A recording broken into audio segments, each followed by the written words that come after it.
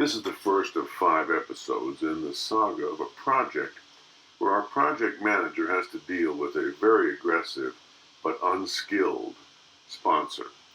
Our experienced project manager, newly hired in the organization, starts with the development of the project scope.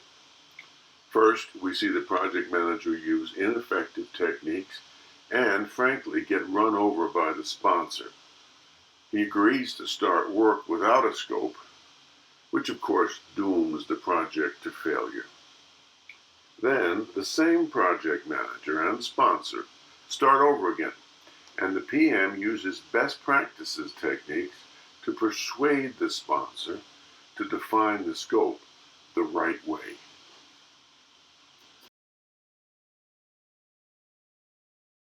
Project. If word of this leaks out, I will rip out all of your livers. Dan has asked me to do something bold with Vailcrest and the extra budget money we have. So, we are going to open up a new restaurant and treatment branch in Breckenridge. What? I've never heard of anything like that. Precisely. We are going to be breaking new ground in the rehabilitation and spa industry. Is that bold or what? I mean, that could work. You know, people like to ski different slopes, and your idea would give them a home for the day without missing their rehabilitation, massages, or our food. I don't know whether the guests will like it or not, but we certainly do need to put pieces for them. Will we serve all 3 meals? Offer full rehab services?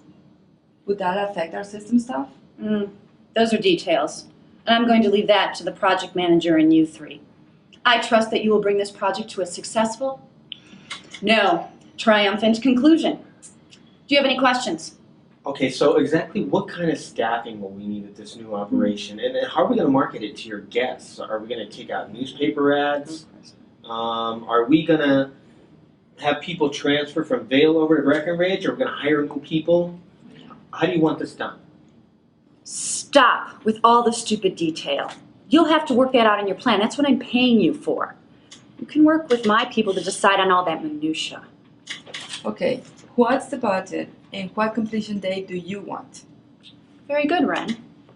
What we're looking at is opening within 120 days and not to spend more than $100,000 on the entire project. Now, this whole project must remain secret until the grand opening. Do you understand? All right, no sense wasting time. You 4 can get started now.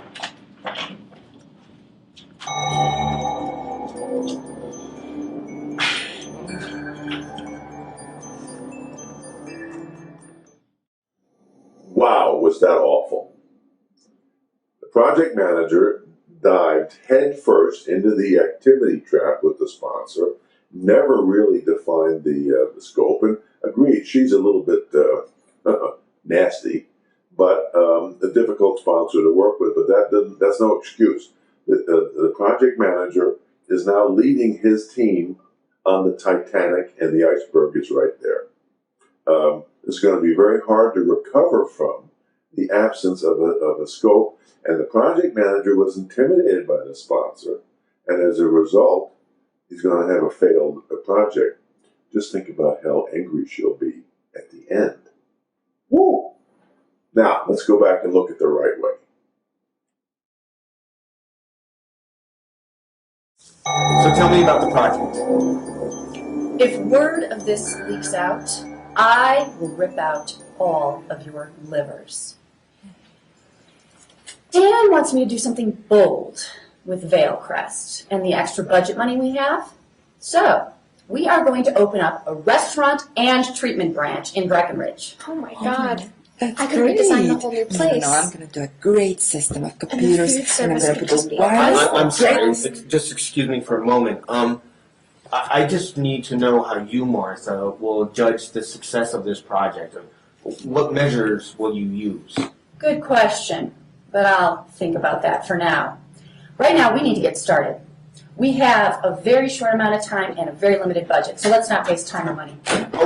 I'm sorry. I know you have a busy schedule, but another 5 minutes can really make the difference between success and failure on this project.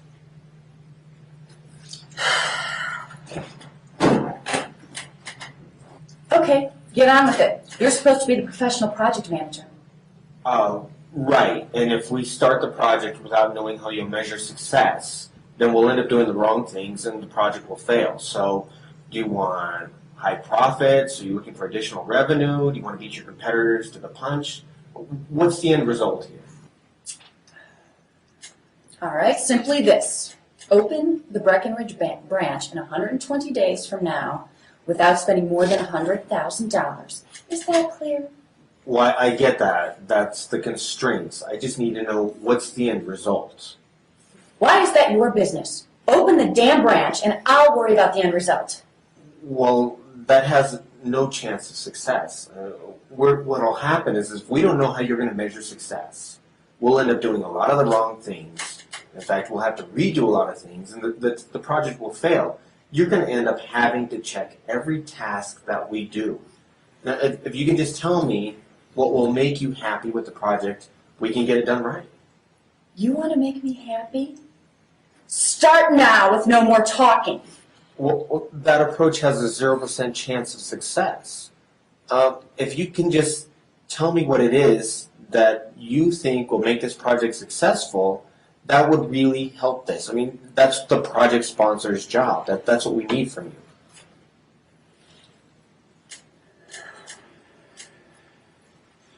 You make a very good point. There are many things I want. I want the Breckenridge facility to be profitable, and I want a significant portion of our Vail Crest guests to use it. Oh, okay. So how profitable do you want it to be? Do you want it to pay for itself in 2 years or 3 years? Or do you want to make a certain dollar amount? Good question. I would like a 20% profit and a 1-year return on the investment. And how many guests do you expect to use the facility in Breckenridge? Let's shoot for 20 Vail Crest guests using the facility, Breckenridge facility, every day on average. Okay, so that's perfect. 20 guests a day, 20% profit, and a 1-year payback. I don't want to back myself into a corner here. Well, you can change the project criteria anytime you want. It's just that once we get started, any changes you make may affect the cost and duration of the project. Okay, get to work.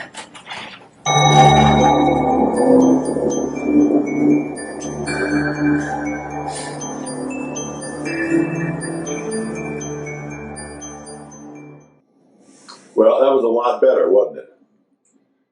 And it took some courage. The project manager was very polite, but boy, he was insistent about getting a scope, and it's like putting his head in the in the lion's mouth.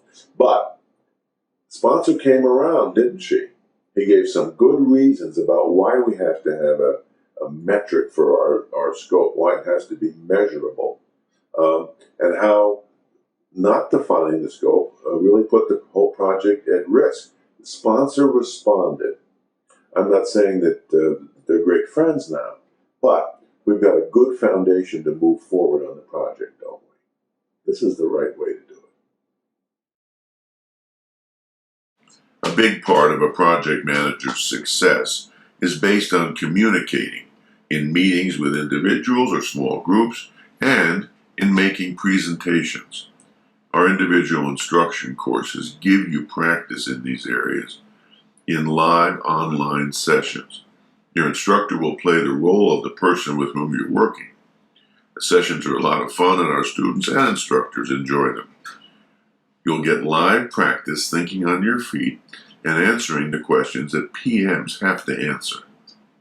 It's just the two of you working privately, and if you get off track, your instructor will call timeout, give you feedback and coaching, and then back up the meeting so you can try again.